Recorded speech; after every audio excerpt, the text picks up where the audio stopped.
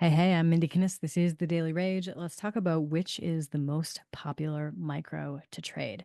It is by far and away the micro NASDAQ. As you can see over here in this volume column, we have well over 1 million contracts traded of the micro NASDAQ. And the only one that even is sort of close to that, it has less though, is the mini S&P.